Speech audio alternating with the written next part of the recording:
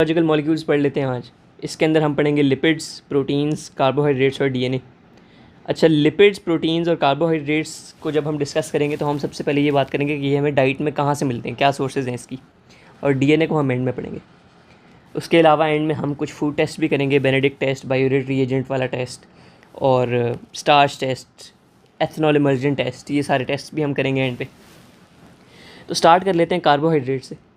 Carbohydrates को हम carbs भी कहते हैं।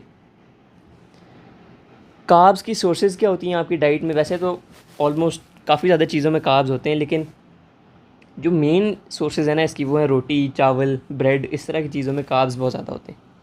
कार्ब्स करते क्या हैं? Carbs give quick energy to the body, और क्विक एनर्जी जब वो बॉडी को देते हैं वो एनर्जी कहाँ से आती है? रेस्पिरेशन से आती है। रेस्पिरेशन इज़ ऑब्वियसली जब आप ग्लूकोज़ को या कार्बोहाइड्रेट्स को ग्लूकोज़ को यूज़ करते हैं आप, ठीक है, और उससे आप एनर्जी रिलीज़ करते हैं ताकि आप अपनी बॉडी में मूवमेंट कर सकें, सारे बॉडी के काम कर सकें जिसमें एनर्जी चाहिए, वो सारे रेस्पिरेशन के थ्रू होते हैं, ठीक है। रेस्पिरेशन वाला एक चैप्टर भी है ओ लेवल बायोलॉजी में, तो वो भी अगर आपको पता है तो काफ़ी अच्छा हो जाएगा आपके लिए ये वाला पार्ट समझने में। पॉइंट्स इसके सारे पढ़ लेते हैं। These are made of carbon, hydrogen and oxygen, ये बड़ी इंपॉर्टेंट चीज़ है, ठीक है। कार्बन, हाइड्रोजन और ऑक्सीजन मिलके कार्बोहाइड्रेट्स बनाते हैं, ये बात आपने याद रखनी है। सेकेंड पॉइंट है इसका, these give quick energy to the body, वही बात जो हमने डिस्कस कर ली। क्विक का जो वर्ड है ये याद रखना बड़ा ज़रूरी है कार्बोहाइड्रेट्स के केस में। They give quick energy to the body, ठीक है। फिर आ जाते हैं glucose is a carbohydrate and is use in respiration to release energy. Carbohydrate की एक एग्जाम्पल ग्लूकोज है। ग्लूकोज को हम रेस्पिरेशन में यूज़ करते हैं और एनर्जी रिलीज़ करते हैं उससे, ठीक है। रेस्पिरेशन की इक्वेशन होती है, यहाँ पे अगर मैं पूरी आ जाए मैं लिख दूँ, C6H12O6 + 6O2 will give you 6CO2 + 6H2O, ऐसे आता है यहाँ पे, ठीक है, और उसके बाद एनर्जी आती है। ये रेस्पिरेशन के चैप्टर में है, और वैसे भी आई थिंक सबको आइडिया होता है ये रेस्पिरेशन क्या होती है, ठीक है। उसके बाद हम आ जाते हैं यूजेस ऑफ कार्बोहाइड्रेट्स पे। अच्छा, सबसे पहली बात, extra glucose stored for later use as glycogen by the liver. इसका क्या मतलब है? जब आप खाना खाते हैं, खाना खाने से आपको ग्लूकोज मिलता है, ठीक है, ग्लूकोज लेवल आपका स्पाइक करता है। जब आपको ग्लूकोज मिलता है बॉडी को, तो जितना उसको रेस्पिरेशन के लिए चाहिए होता है वो यूज़ कर लेती है, और जो एक्स्ट्रा बच जाता है ग्लूकोज उसको वो ग्लाइकोजन की फॉर्म में लिवर स्टोर कर लेता है, ठीक है। अब ग्लाइकोजन की फॉर्म में क्यों करते हैं? क्योंकि ग्लाइकोजन स्टोर करना ज़्यादा ईजी है ग्लूकोज से, ठीक है। ग्लूकोज को ग्लाइकोजन में स्टोर कर देगा, और जब बाद में कभी ऐसा होगा कि आपके पास खाना नहीं खा रहे आप और आपकी बॉडी को एनर्जी चाहिए, तो वो स्टोर्ड ग्लाइकोजन को ग्लूकोज में ब्रेक डाउन करके उसको रेस्पिरेशन के लिए यूज़ करेगी, ठीक है। जैसे आपके पास पैसे आ रहे हो, आप कमा रहे हो कुछ, आपको पैसे मिलते जा रहे हैं, आप थोड़े पैसे सेव करते जाओगे जो आपको इमीडिएटली यूज़ नहीं करते, ताकि अगर कभी आपके पास पैसे ना आ रहे हो तो आप वो जो स्टोर किए हुए पैसे हैं, सेविंग्स हैं, वो यूज़ कर सको। तो ये बिल्कुल वैसा ही सीन है। उसके बाद प्लांट्स में क्या होता है? Plant store carbs for later use in the form of starch. Same यही कॉन्सेप्ट है, लेकिन प्लांट्स में क्या होता है? ग्लाइकोजन की फॉर्म में नहीं होता, स्टार्च की फॉर्म में स्टोर होता है। और फिर plants also convert carbs to cellulose to build cell walls. Plant cell के अंदर सेल वॉल्स होती हैं, एनिमल सेल्स के अंदर नहीं होती। अब प्लांट सेल्स की जो सेल वॉल होती है वो सेल्यूलोज की बनी होती है। सेल्यूलोज भी कार्बोहाइड्रेट ही होता है, ठीक है। ये 3 यूजेस आपने इसके बड़े इंपॉर्टेंट करने, समझ आनी चाहिए आपको इन प्रोसेसेस की। तो कार्बोहाइड्रेट्स तो हमारे यही टॉपिक कवर हो गया। अब हम सेकंड टॉपिक पे आ जाते हैं, लिपिड्स। लिपिड्स यानी कि इसको कॉमनली आप फैट्स भी कहते हैं, ठीक है, फैट्स, ऑयल्स। अच्छा, अब लिपिड्स जब लिक्विड फॉर्म में होते हैं तो उनको ऑयल कहते हैं, और जब सॉलिड फॉर्म में होते हैं उनको फ़ैट कहते हैं। ये फ़र्क है ऑयल्स और फैट में, ठीक है। They are also made of carbon, hydrogen and oxygen, but they have way more hydrogen than carbohydrates too. इसका क्या मतलब है? ये मैं यहाँ पे आपको समझाने की कोशिश करता हूँ। जैसे CHO ये लिपिड्स हैं, ठीक है, CHO ये आपका कार्बोहाइड्रेट है, ठीक है, ये कार्ब है, ये लिपिड है। अब इसमें अगर रेशियो हाइड्रोजन का और इसका रेशियो हाइड्रोजन का कंपेयर करें तो लिपिड्स में हाइड्रोजन बहुत ज़्यादा होगा comparatively to carbon and oxygen. इसमें कार्बन और ऑक्सीजन के साथ इतना बड़ा गैप नहीं होगा हाइड्रोजन का जितना इसमें है, ठीक है। इससे आप आइडेंटिफाई करेंगे कि लिपिड कौन से है और कार्ब कौन से, ठीक है। ये बात समझना ज़रूरी है कि they are also made up of carbon, hydrogen, oxygen, लेकिन डिस्टिंक्टिव फीचर ये है कि they have way more hydrogen than carbohydrates too. तीसरी बात पे आ जाते हैं, lipids are used as long term energy store and also as an insulation layer. Long term energy source, यहाँ पे मैंने कहा था क्विक एनर्जी याद रखना ज़रूरी है, क्योंकि कार्बोहाइड्रेट्स क्विक एनर्जी प्रोवाइड करते हैं और lipids long term energy store होते हैं। बिल्कुल वैसे ही जैसे हमने ग्लाइकोजन को स्टोर करके रखा था ना बाद में यूज़ करने के लिए, उसी तरह आपका लिपिड्स भी स्टोर हो जाते हैं और वो जब आपको बाद में ज़रूरत पड़ती है तो आप उनको भी रेस्पिरेशन के लिए यूज़ कर सकते हैं, एनर्जी के लिए यूज़ कर सकते हैं, ठीक है। और एक और बात है कि लिपिड्स इंसुलेशन लेयर भी फॉर्म करते हैं, ठीक है, यानी कि फ़ैट की लेयर फॉर्म हो जाती है स्किन के नीचे, जिससे आपको ठंड कम लगेगी अगर आप ज़्यादा फ़ैट होगा आपकी बॉडी के अंदर, ठीक है। ये काफ़ी एनिमल्स इसको यूज़ करते हैं जो ठंडे इलाकों में रहते हैं, उनकी फ़ैट इंसुलेशन लेयर होती है ताकि उनको ठंड ना लगे और वो सर्वाइव कर सके। अच्छा, अब लिपिड्स जो है ना वो भी स्मॉल मॉलिक्यूल से बने होते हैं जिनको कहते हैं फैटी एसिड्स एंड ग्लिसरॉल, ठीक है, ये बात आपने याद रखनी है। लिपिड्स भी स्मॉलर मॉलिक्यूल से बनते हैं और उनको कहते हैं फैटी एसिड और ग्लिसरॉल, ठीक है। ये लिपिड्स भी कवर हो गए और कार्बोहाइड्रेट्स भी कवर हो गए। प्रोटीन्स पे आ जाते हैं। प्रोटीन तो हम सबको, अच्छा लिपिड्स की सोर्सेज नहीं की, लिपिड्स की सोर्सेज में हम कर लेते हैं जी, आपका कोई भी ऑयल हो गया, कोई भी फैटी चीज़ हो गई आपकी, आपका कोई अगर अंडे हो गए, अंडों में थोड़ा फ़ैट होता है, मीट के अंदर थोड़ा फ़ैट होता है, ठीक है। और जो सीड्स होते हैं आप खाते हैं, सीड्स खाते हैं, उसके अंदर ड्राई फ्रूट्स के अंदर भी फ़ैट होता है, हेल्दी फ़ैट होता है। अच्छा, अब प्रोटीन्स पे आ जाते हैं। प्रोटीन्स की सोर्स क्या होती है? चिकन, मीट, एग्स, फ़िश, दूध, दही, इन सब चीज़ों में प्रोटीन होता है, ठीक है। प्रोटीन क्यों चाहिए होता है ये तो सबको पता ही होगा कि प्रोटीन मसल बिल्डिंग के लिए चाहिए होता है। प्रोटीन मसल बिल्डिंग के लिए भी चाहिए होता है, प्रोटीन मसल रिपेयर के लिए भी चाहिए होता है, प्रोटीन बॉडी की ग्रोथ के लिए भी चाहिए होता है, प्रोटीन बहुत सारी चीज़ों के लिए चाहिए होता है, ठीक है। प्रोटीन जो है वो कार्बन, हाइड्रोजन, ऑक्सीजन और नाइट्रोजन से बना है। इसमें और बाकी पिछले दोनों में फ़र्क ये है कि इसमें नाइट्रोजन है, उन दोनों में नहीं था, ठीक है। Proteins are made of carbon, hydrogen, oxygen, nitrogen. They are used for growth and repair. They are made up of amino acids and many sequences of amino acids create many different proteins। इस बात का क्या मतलब है? सबसे पहले तो आप समझेंगे जी प्रोटीन अमीनो एसिड से बनते हैं, ठीक है। और अमीनो एसिड्स एक चेन में होते हैं, ठीक है, चेन में होते हैं, और अगर उसका सीक्वेंस चेंज होगा ना तो डिफरेंट प्रोटीन बनेगा। इसकी मैं आपको एक एग्जांपल दे देता हूँ, यहीं पे कर लेते हैं एक एग्जांपल। ये हमारे पास एक चेन ऑफ अमीनो एसिड है, ठीक है। इसमें पहले ट्राइंगल अमीनो एसिड आया, फिर ये इस तरह करके आ रहे हैं, ठीक है। ये आपकी चेन ए है। चेन बी भी एक अमीनो एसिड की है, वो भी ऐसे ही स्टार्ट हो रही है, ठीक है। लेकिन उसमें यहाँ पे सर्कल आ गए, फिर यहाँ पे ट्राइंगल आ गए, यहाँ पे स्क्वायर रेक्टेंगल आ गए। अब क्या पता चले कि चले इनके ये दोनों सेम है, ये दोनों सेम है, ये दोनों सेम है, लेकिन ये तीन और ये तीन आपस में मैच नहीं कर रहे सीक्वेंस में, ठीक है। इससे क्या होगा कि ये सीक्वेंस ऑफ अमीनो एसिड्स कुछ और प्रोटीन बनाएगा और ये वाला कोई और प्रोटीन बनाएगा, ठीक है। ये सेम प्रोटीन नहीं बनाएंगे। ये एक अमीनो एसिड है, ये इनकी शेप्स को हम नॉलेज के लिए, पढ़ने के लिए मैंने इस तरह बनाए कि जी ट्राइंगल है, सर्कल है, रेक्टेंगल है, ताकि हम आइडेंटिफाई कर सकें सीक्वेंस क्या है। अब यहाँ तक सेम है, यहाँ पे डिफरेंट हो गए तो फिर भी आपका प्रोटीन डिफरेंट ही बनेगा। अगर एक भी डिफरेंट होता ना, सिर्फ एक, जैसे यहाँ पे सर्कल है, यहाँ पे ट्रायंगल है, बाकी ये दोनों सेम ही होते, फिर भी आपका प्रोटीन डिफरेंट बनना था, ठीक है। तो ये काफ़ी इंपॉर्टेंट बात है प्रोटीन की। और हाँ, प्रोटीन में बस इतना ही आ जाता है आपका। प्रोटीन्स, लिपिड्स और कार्बोहाइड्रेट्स हो गए। अब डीएनए की तरफ आ जाते हैं। डीएनए थोड़ा लेंथी है, ठीक है।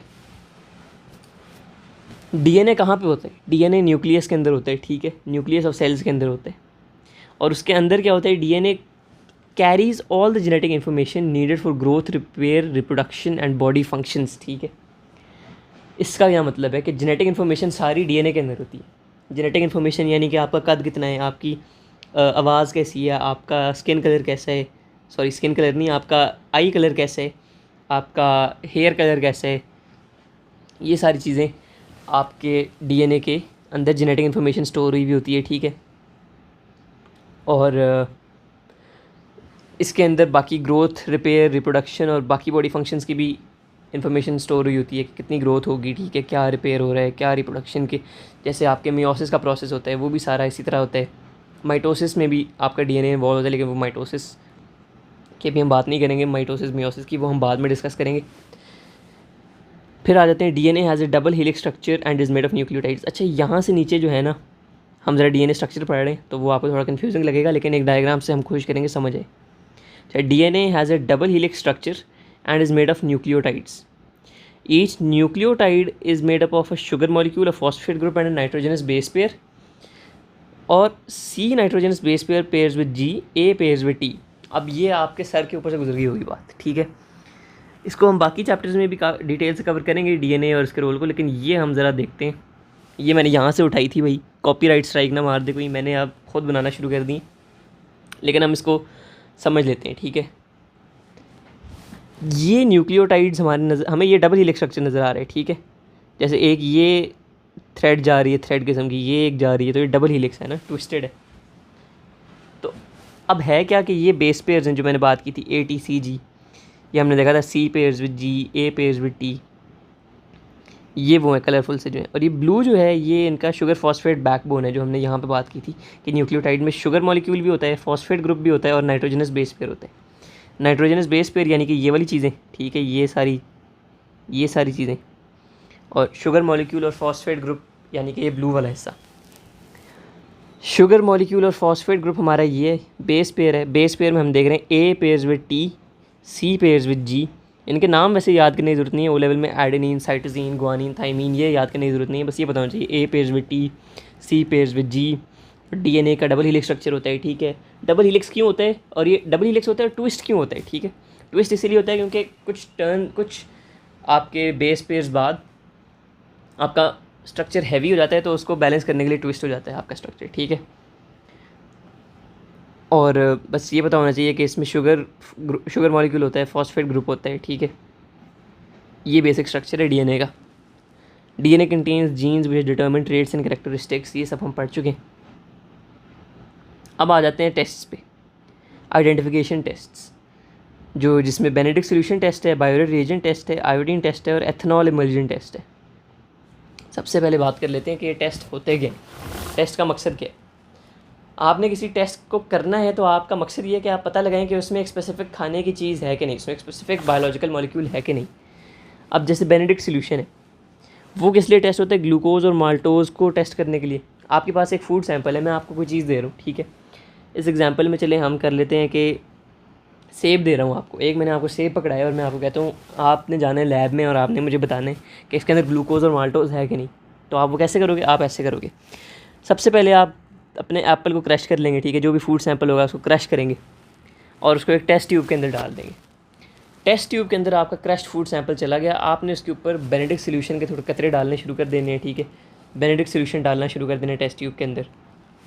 फिर आपने उसको, जो आपका मिक्सचर बन गया बेनेडिक्ट सोल्यूशन और क्रश्ड एप्पल का, उसको आपने मिक्स करना है और वाटर बाथ से हीट करना है, ठीक है। वाटर बाथ से हीट करने का मतलब होता है कि ये आपका कंटेनर है, अंदर आपकी टेस्ट ट्यूब पड़ी है, ठीक है, पानी पड़ा है आसपास, नीचे से आप उसको आग दे रहे हो, ठीक है, वाटर बाथ है, गर्म पानी में आपने उसको वाटर बाथ में हीट करना है अपने टेस्ट ट्यूब को।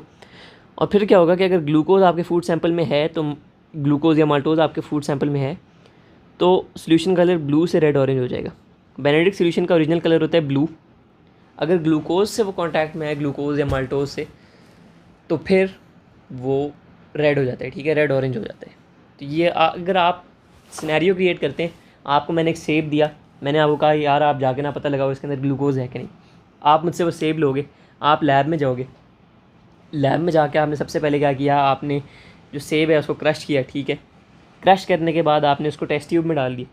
टेस्ट ट्यूब में डालने के बाद आपने ऊपर से बेनेडिक्ट सोल्यूशन डाला जो कि ब्लू कलर का होता है।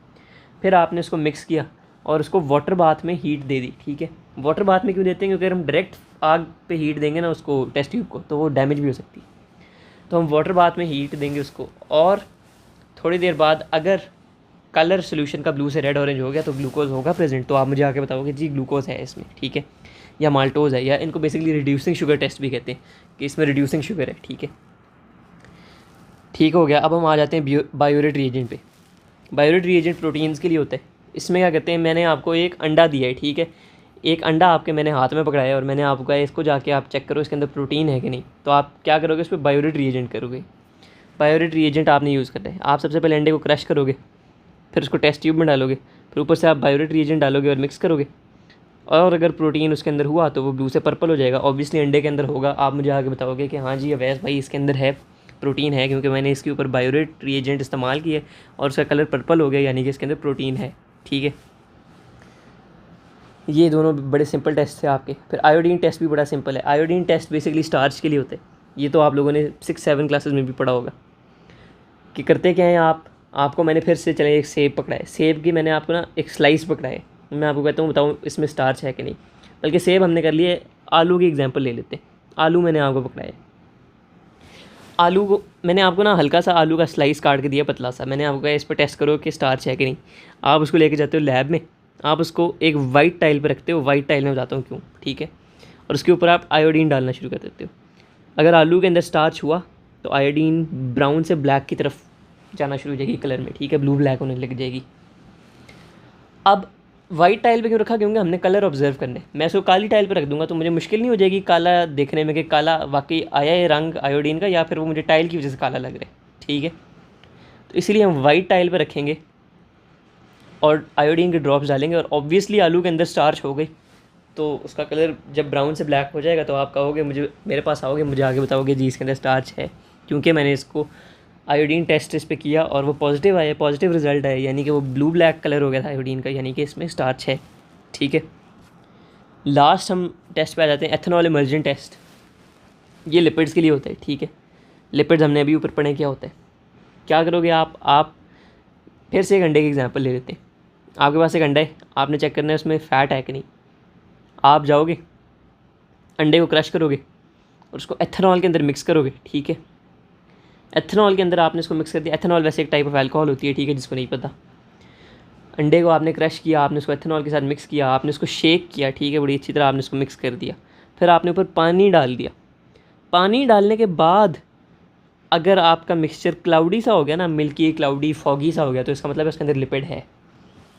ठीक है, तो ये हमारा पूरा चैप्टर हो गया। इसको अगर आप बार बार समझें, बार बार इसको खुद भी पढ़ें, इसको इस वीडियो से भी समझें, इसके पास पेपर्स करें, तो ये आपका बड़ी अच्छी तरह कवर हो जाएगा। ये काफ़ी इजी चैप्टर है, बस इसको थोड़ा ज़्यादा गौर से पढ़ने की और समझने की ज़रूरत है।